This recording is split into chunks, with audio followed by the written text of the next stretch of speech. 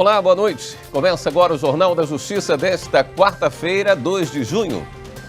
O Supremo começa a julgar o uso de colaboração premiada em ação civil pública por ato de improbidade administrativa.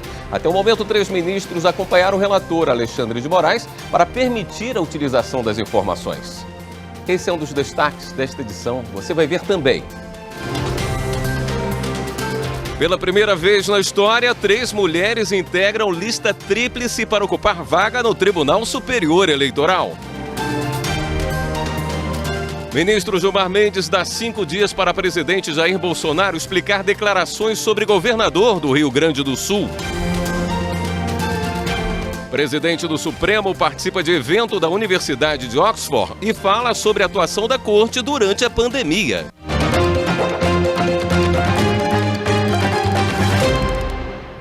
STF começa a julgar o uso de colaboração premiada em ação civil pública por ato de improbidade administrativa. O ministro Dias Toffoli pediu vista do processo. Os ministros avaliam a possibilidade do uso de informações decorrentes de colaboração premiada em ação penal, em ação civil pública por ato de improbidade administrativa, promovida pelo Ministério Público. O caso teve repercussão geral reconhecida pelo Supremo, ou seja, a decisão vai valer para casos semelhantes. A defesa do auditor fiscal Milton Antônio de Oliveira de Giacomo, investigado na Operação Publicano de março de 2015 no Paraná, questiona a atuação do MP. O auditor é acusado de participar de um suposto esquema envolvendo outros servidores públicos, contadores e empresários para facilitar a sonegação de impostos mediante o pagamento de propina. Milton Antônio de Oliveira de Giacomo teve os bens decretados indisponíveis na primeira instância e o Tribunal de Justiça do Paraná manteve a decisão. A defesa alega que a medida se baseou em informações de colaboração premiada, contrariando a Lei de Improbidade de 1992. O relator, ministro Alexandre de Moraes, votou pela possibilidade de uso de colaboração premiada em ação civil pública por ato de improbidade administrativa. No ano em que surgiu de forma esporádica a lei de improbidade administrativa, em 92, a partir daí foi sendo construído o que hoje nós podemos chamar de um verdadeiro microsistema de combate à corrupção, de combate à improbidade administrativa, de combate à lavagem de dinheiro e, obviamente, o que lá atrás a lei de improbidade era uma estrela solitária, hoje ela faz parte desse microsistema. Consequentemente, me parece que deva ser interpretada de acordo com esse microsistema processual e material de combate à corrupção e a lavagem de dinheiro. 3 ministros acompanharam o relator, mas o ministro Dias Toffoli pediu vista do processo. Também na sessão de hoje, o plenário da Corte retomou o julgamento de ação que pede inconstitucionalidade de leis que alteraram valores das custas judiciais na Paraíba. Sobre isso a gente conversa ao vivo com a consultora jurídica Karina Zucolotto. Oi, Karina, boa noite. Olá, William. Boa noite para você, a todos que nos assistem. Pois é, o julgamento foi iniciado, mas interrompido em razão do adiantado da hora. O tema deve voltar ao plenário oportunamente, conforme disse o ministro Luiz Fux. Os ministros iniciaram o julgamento dessa ação direta de inconstitucionalidade que foi proposta pelo Conselho Federal da OAB, questionando uma legislação de 2006 do Estado da Paraíba que teria aumentado, de acordo com o Conselho Federal da OAB, de forma excessiva e desproporcional, essas custas judiciais e taxas judiciárias, prejudicando diversos princípios constitucionais, como o princípio do direito ao acesso à justiça, já que tornaria oneroso o processo judicial, além do princípio da capacidade contributiva, proporcionalidade e razoabilidade. O ministro Edson Fachin, relator dessa ação direta de inconstitucionalidade, já havia votado pela parcial procedência, declarando a inconstitucionalidade de alguns dispositivos da norma. Na época, o ministro Dias Toffoli também já havia votado, julgando improcedente a ação, considerando que a lei era constitucional. Hoje, o julgamento foi retomado com o voto vista do ministro Gilmar Mendes, que acabou acompanhando o ministro Edson Fachin, mas votou para declarar a inconstitucionalidade de outros dispositivos. Ele foi um pouco além do voto do ministro Edson Fachin, para entender também que esse aumento foi injustificado e desproporcional e que, portanto, a lei padece de inconstitucionalidade. Então, logo finalizado o voto do ministro Gilmar Mendes, o ministro Edson Fachin reajustou o seu voto para acompanhá-lo inclusive na proposta de modulação dos efeitos dessa decisão. O ministro Gilmar Mendes, e agora seguido pelo relator, disse que, em razão, justamente para se evitar ações de repetição de indébito em razão dessas custas, que agora declaradas inconstitucionais, poderiam ser estabelecidas na Justiça, poderiam ser objeto de processo judicial, e também em razão de eventuais déficits fiscais que poderiam ser alegados em razão dessa crise em que vivemos, o ministro propôs que essa decisão de inconstitucionalidade, considerando ainda que a lei já está em vigor há mais de 10 anos, já que é uma lei de 2006, que essa decisão passe a valer a partir da data do julgamento.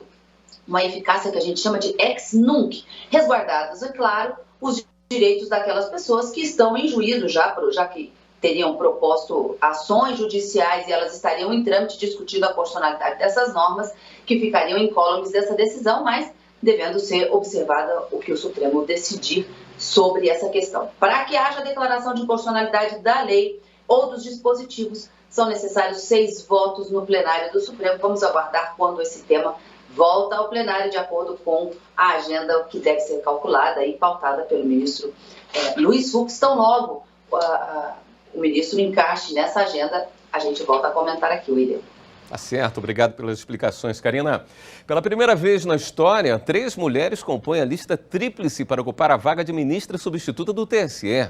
O presidente da República, Jair Bolsonaro, é quem vai fazer a escolha de uma delas.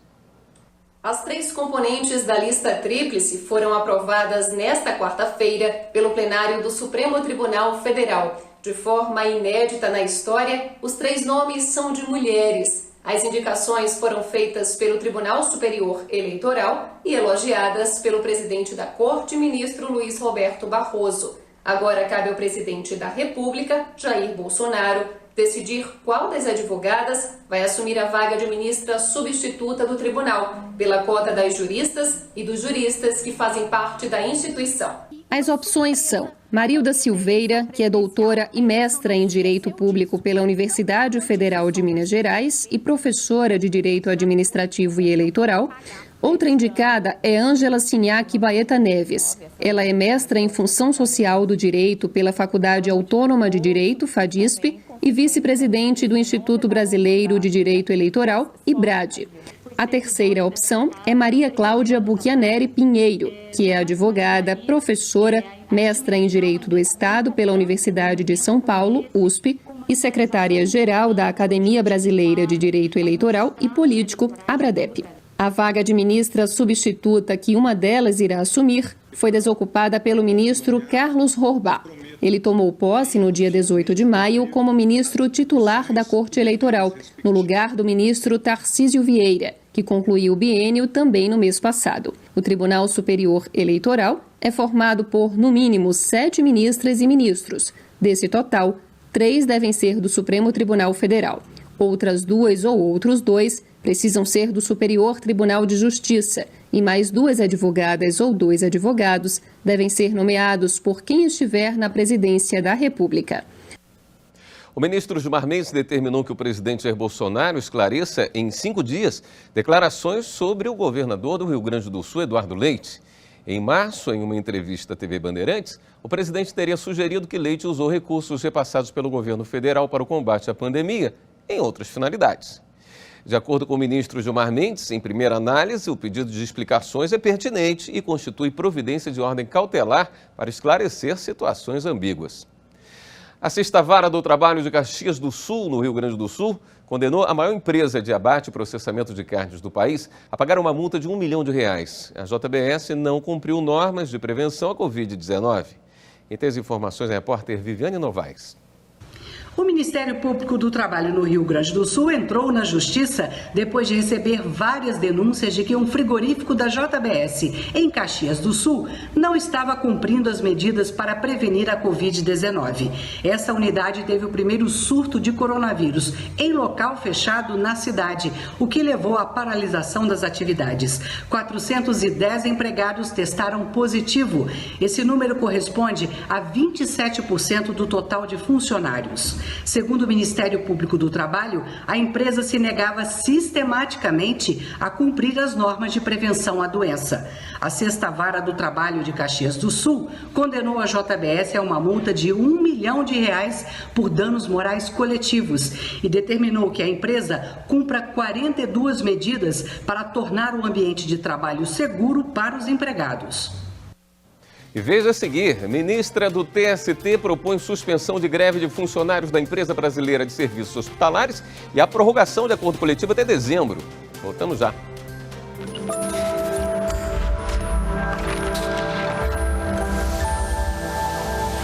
O artigo 4º da Constituição de 88 introduz ineditamente os princípios a reger o Brasil no âmbito internacional. Nele estão preocupações do passado, como a independência nacional ou a vocação pacifista da nossa República. Mas a isso se soma uma vocação cosmopolita, multilateralista e humanista, com a prevalência de direitos humanos, repúdio ao racismo e a ênfase à cooperação internacional para o progresso da humanidade.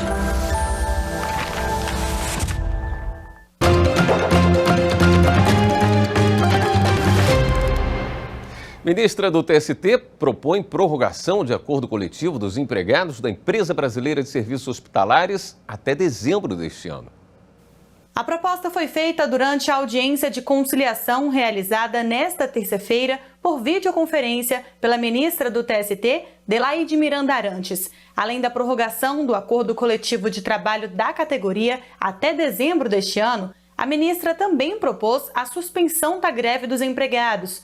A sugestão foi formulada depois que entidades e federações recusaram as ofertas da EBSER para pôr fim à greve decretada em 13 de maio. A empresa havia apresentado duas propostas. A primeira previa reajuste de 3,92%, concessão de parcela fixa de natureza indenizatória para os empregados que atualmente recebem o adicional de insalubridade sobre o salário base, mudança da base de cálculo desse adicional e manutenção de todas as cláusulas do último acordo coletivo de trabalho. As alterações estariam previstas para 1º de janeiro de 2022 e os 3 primeiros itens condicionados ao fim da pandemia. Já a segunda proposta previa reajuste linear de R$ 550 na tabela salarial para todos os empregados e todos os demais pontos da primeira proposta também condicionados ao fim da pandemia. Por fim, prevaleceu o consenso de que o momento não é adequado para discutir a questão da mudança de base de cálculo do adicional de insalubridade diante do quadro de pandemia no país. A empresa tem até a próxima terça-feira, dia 8, para se manifestar e, caso aceite, o dissídio coletivo de greve ficará suspenso. O TST também confirmou a indenização e aumentou o valor da quantia devida à empregada de uma loja de construção que trabalhava em uma gaiola. Na reclamação trabalhista, a empregada disse que recebeu uma promoção forçada para o cargo de conferente, quando passou a trabalhar trancada em gaiolas. Ela contou que precisava enviar mensagens para os colegas quando queria ir ao banheiro ou beber água. Os outros empregados, então, avisavam a gerente para que a porta fosse aberta. A profissional disse ainda que era motivo de chacota por isso. Em primeiro grau, a empresa foi condenada a indenizar a empregada em R$ 60 mil por dano moral. Mas o Tribunal Regional do Trabalho da 15ª Região, em Campinas, São Paulo, reduziu o valor da indenização para R$ 10 mil. A profissional recorreu e o caso chegou ao Tribunal Superior do Trabalho. Para o relator do recurso na terceira turma, ministro Maurício Godinho Delgado, são indiscutíveis os danos morais gerados pela empresa. Com base no grau de culpa, na condição econômica da empresa, no caráter pedagógico da medida e no tempo de prestação de serviços, o ministro considerou baixo o montante fixado pelo TRT e propôs a majoração. Assim, a turma decidiu manter a condenação e aumentar o valor da indenização de 10 para 20 mil reais. A decisão foi unânime. O ministro Alexandre de Moraes, do Supremo Tribunal Federal, cassou decisões que determinaram o bloqueio de verbas do Senado. As informações com a consultora jurídica da TV Justiça, Gisele Reis. O bloqueio foi determinado pela Justiça do Rio Grande do Sul para pagamento de uma dívida de quase 3 milhões de reais decorrentes de contrato de terceirização de serviço. Os valores são provenientes de acordos contratuais firmados entre o Senado e empresas prestadoras de serviço e seriam inclusive utilizados para o pagamento de verbas trabalhistas aos terceirizados que prestam serviço na Casa Legislativa. O pedido para a liberação dessa quantia foi apresentado pela mesa do Senado Federal e se fundamentou na decisão do STF sobre a impossibilidade de bloqueio, penhora ou sequestro de verbas que estejam sob a disponibilidade do poder público para o pagamento de valores devidos em ações trabalhistas, mesmo que as empresas envolvidas tenham créditos a receber. O ministro Alexandre de Moraes, relator do caso, entendeu que as determinações da Justiça do Rio Grande do Sul violaram a separação dos poderes, os princípios da eficiência, da administração pública e da continuidade dos serviços públicos. Também desrespeitaram decisões do Supremo Tribunal Federal. Por isso, determinou a imediata liberação do bloqueio, por entender que o Judiciário não pode interferir no fluxo de pagamentos do Senado, em especial quando se imputa uma responsabilidade por ato de terceiro sem fundamento legal.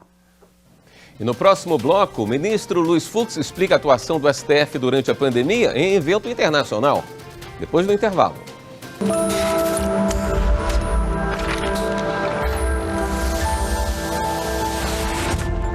A Constituição é a lei maior de um Estado soberano e serve de bússola para o comportamento das pessoas físicas e a atuação das pessoas jurídicas que estão no respectivo território.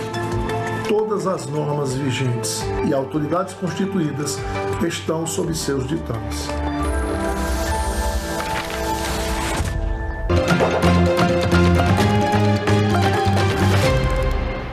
O presidente do Supremo Tribunal Federal e do Conselho Nacional de Justiça, o ministro Luiz Fux, participou hoje do encerramento de um encontro organizado pelo Centro Latino-Americano da Universidade de Oxford, na Inglaterra. No evento, o ministro destacou as ações da Suprema Corte para garantir o Estado Democrático de Direito durante a pandemia da Covid-19. O investimento em tecnologia e adaptação a novas formas de trabalhar para garantir o acesso à justiça, mesmo na situação de isolamento social provocada pela pandemia do coronavírus. Na avaliação do presidente do Supremo Tribunal Federal e do Conselho Nacional de Justiça, ministro Luiz Fux, esse foi o esforço que permitiu à mais alta corte do país não apenas continuar funcionando, mas aumentar o atendimento mesmo diante da ameaça da Covid-19. Ao falar no encontro da Universidade de Oxford, Luiz Fux mais uma vez prestou solidariedade às famílias e amigos das vítimas. Cada número a mais representa uma dolorosa perda, um mundo menos alegre para as famílias ao redor de todo mundo. Luiz Fux lembrou que desde o início da pandemia, o Supremo tem atuado para garantir que os esforços no combate à Covid-19 sejam feitos de forma coordenada e com atenção especial aos grupos mais vulneráveis da população. Temos concretizado os mandamentos contidos no texto constitucional, dentre outros, por meio de contribuições institucionais para a estabilidade da democracia brasileira. O presidente do STF citou dados do painel Covid-19, criado para permitir o acompanhamento das ações na corte envolvendo a pandemia. Foram quase 10.800 decisões focadas em 3 eixos principais: garantia do direito à saúde, solução de conflitos entre entes federativos e aplicação eficiente dos recursos financeiros e humanos no combate à doença. Tudo isso só foi possível tendo em vista que o Supremo Tribunal Federal se revelou como um tribunal de vanguarda em tecnologia durante a pandemia, fornecendo soluções tecnológicas inovadoras para garantir a continuidade da prestação jurisdicional, mesmo em tempos de trabalho remoto. Ao encerrar sua participação, Luiz Fux fez questão de deixar uma mensagem de otimismo. É preciso acreditar nas instituições democráticas. Não é hora de desacreditar. E não existe saída fora da nossa Carta Maior. Tampouco há projeto de nação que não esteja alicerçado nos valores democráticos que constituem a essência da nossa República Federativa do Brasil. E terminou hoje o terceiro encontro ibero-americano da Agenda 2030 no Poder Judiciário. O repórter Azaf Alcântara traz mais informações. Terminou há pouco o terceiro encontro ibero-americano que discutiu sobre a institucionalização dos Objetivos de Desenvolvimento Sustentável da Agenda 2030 no Poder Judiciário. O evento aconteceu por videoconferência, um compromisso assumido por líderes de 193 países, inclusive o Brasil, e coordenada pelas Nações Unidas. Foram discutidos 17 Objetivos de Desenvolvimento Sustentável e 169 metas a serem atingidas até 2030. Uma dessas metas tem relação direta aqui com o Tribunal de Justiça de Minas Gerais, que é a meta número 9. No ano passado, dentro dessa meta, foi discutido o objetivo número 3, que tinha como foco priorizar e acelerar processos judiciais relacionados à saúde, bem-estar e fornecimento de medicamentos. Neste ano, foi apresentado no encontro um plano de ação que atenda o objetivo número 16. O foco é a prevenção de processos relacionados à saúde, ou seja, promoção da conciliação antes que vire um processo. A boa notícia é que os resultados do plano de ação do TJMG já alcançaram 80% de cumprimento. O evento contou com a participação de representantes da cúpula ibero-americana, dos poderes executivo, legislativo, judiciário, Ministério Público, Tribunal de Contas da União, conselheiros do Conselho Nacional de Justiça e outros convidados. E o Conselho Nacional de Justiça também realizou nesta terça-feira a 4ª reunião do Observatório dos Direitos Humanos do Poder Judiciário. Junho é considerado em todo o mundo o mês do orgulho LGBTQIA+. O ministro Luiz Fux, presidente do Conselho Nacional de Justiça e do Supremo Tribunal Federal, relembrou as importantes decisões do STF para garantir direitos. O Poder Judiciário se posicionou de modo firme ao tutelar os direitos fundamentais da comunidade LGBTQIA+. Em breve retrospectiva, eu poderia rememorar algumas decisões que mudaram fundamentalmente a sociedade brasileira e os paradigmas que nós estávamos acostumados. Citaria a possibilidade de alteração do registro civil sem necessidade de autorização judicial e cirurgia de redesignação de sexo. Importantíssima essa decisão do Poder Judiciário. O reconhecimento da união homoafetiva. O reconhecimento dos direitos à herança nessas relações. A possibilidade de receber benefícios previdenciários e a inclusão das pessoas LGBTQIA+, como dependente em plano de saúde. A cantora Daniela Mercury participou do encontro como representante da sociedade civil e também falou sobre o tema. No Brasil é preciso celebrar o fato de que o nosso Supremo Tribunal Federal assegurou a prevalência da Constituição contra a letra do Código Civil, convalidando a união estável homoafetiva em maio de 2011 e determinou a punição da homofobia e transfobia como crimes de racismo definidos na Lei 771689. Em minha atividade artística e cívica, tenho feito um grande esforço para fortalecermos como nação multiétnica, plural e de muitas crenças, que precisa superar desigualdade, preconceito e discriminação. A reunião tratou ainda sobre o andamento das investigações sobre operações policiais na comunidade do Jacarezinho, no Rio de Janeiro. 28 pessoas morreram no mês passado durante a ação de combate ao tráfico de drogas. O Ministério Público do Rio informou que intensificou os canais de denúncia à população. Criamos um grupo de trabalho específico para se debruçar nessas questões, com 3 promotores de justiça, chamado Grupo de Trabalho do GTT da ADPF 635. Uma preocupação que tínhamos, e era uma agenda de várias entidades e representantes da comunidade, a dificuldade da comunicação mais imediata, das violações de direitos humanos que poderiam estar acontecendo nessas operações. E havia uma reivindicação de melhoria do nosso plantão, porque nós temos um plantão ordinário com funcionamento das questões relacionadas a esse assunto. Nós fizemos, então, a criação de um plantão específico para receber essas denúncias, vamos chamar assim, de violações de direitos humanos, é um telefone com WhatsApp. O Observatório dos Direitos Humanos se reúne mensalmente sob a coordenação da presidência do CNJ. O grupo tem caráter consultivo e conta com a participação de representantes da sociedade, do Poder Judiciário, de especialistas e conselheiros do Conselho Nacional de Justiça. O Jornal da Justiça de hoje fica por aqui. Uma boa noite para você. Até amanhã.